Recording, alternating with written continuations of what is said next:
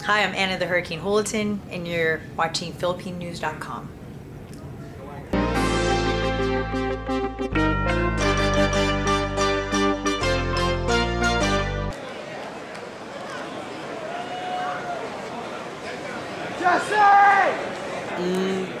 Ang training ngayon, magandang training camp namin ngayon. Confident ako na, panalunin ang fight.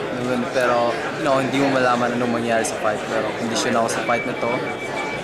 Magandang training namin, kaya confident ako dito. Tinignan ko yung mga niya, may mga video din siya na sa fight na tinignan namin.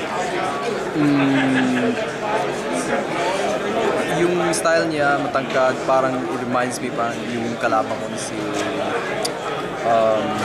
Ivan Bae, pero may plano kami dito, kaya hintayin na lang namin sa fight kung mag-work. Alright, sa lahat ng fans ko dyan sa Pilipinas, salamat sa suporta at saka sa mga dasal. Di lang sa akin, kundi sa lahat ng mga Filipino warriors, mga fighters na sinuportahan nyo.